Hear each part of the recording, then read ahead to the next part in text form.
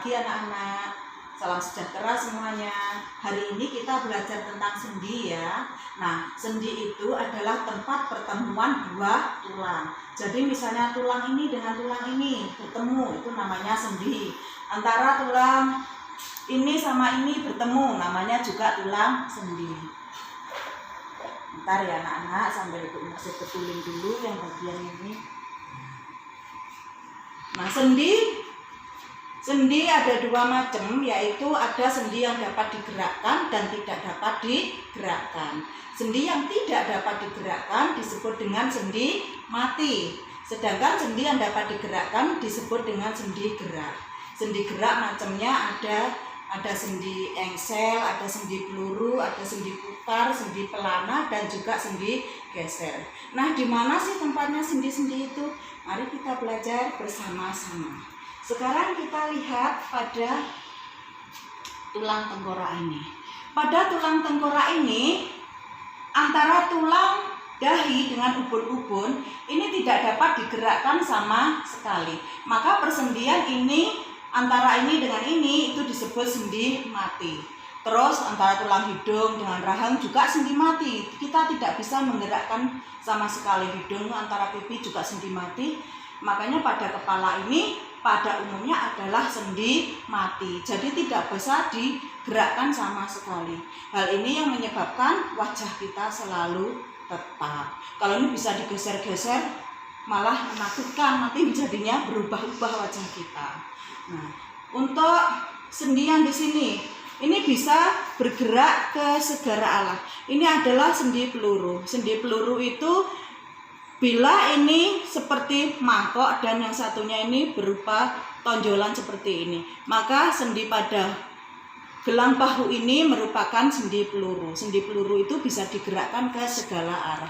Coba aja kamu gerakkan tanganmu ke depan, ke belakang, untuk nonjok dan sebagainya. Itu bisa pada sendi ini. Jadi pundak kiri, kanan atau tulang gelang bahu ini terjadi sendi peluru. Sendi peluru berikutnya ada pada bagian pangkal paha. Ini berupa tonjolan dan yang di sini seperti mangkok. Maka ini akan terjadi pergerakan ke segala arah. Sendi pada ini disebut dengan sendi peluru. Selanjutnya pada tulang atlas. Tulang atlas di sini adalah tulang leher yang paling atas atau yang pertama. Itu disebut dengan tulang atlas, bukan atlas pada pelajaran IPS ya, yang peta itu, tapi ini atlas ini. Nah, antara tulang leher ini dengan tengkorak ini terjadi sendi putar.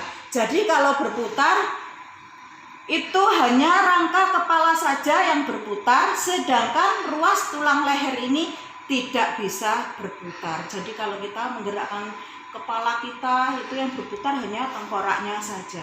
Jadi satu tulang berputar terhadap tulang yang lain. Jadi tulang yang lain ini tidak berputar, sedangkan tulang yang satunya ini berputar. Itu yang disebut dengan sendi putar. Selanjutnya ada sendi pelana. Sendi pelana itu sendi yang bergerak ke dua arah. Kedua arah contohnya pada bagian pergelangan. Pergelangan tangan seperti ini antara tulang-tulang telapak tangan dengan tulang yang di sini, dengan tulang ibu jari atau jempol, itu sendi pelana. Pada pergelangan kaki juga terjadi sendi pelana di sini. Selanjutnya sendi engsel. Sendi engsel itu sendi yang bergerak hanya ke satu arah saja. Sama seperti pada engsel pintu yang hanya bisa digerakkan ke satu arah. Contohnya pada tulang siku. Tulang siku itu dibentuk dari tulang lengan atas dengan tulang hesta dan pengumpil di bawahnya. Ini hanya bergeraknya menekuk ke bagian dalam saja.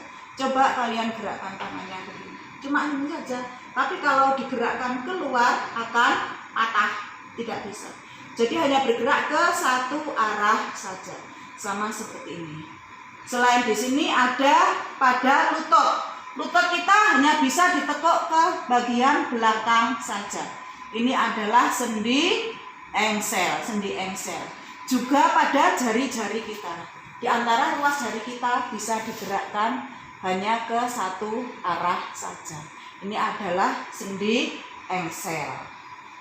Sendi yang terakhir adalah sendi geser. Itu hanya terjadi untuk gerakan yang terbatas.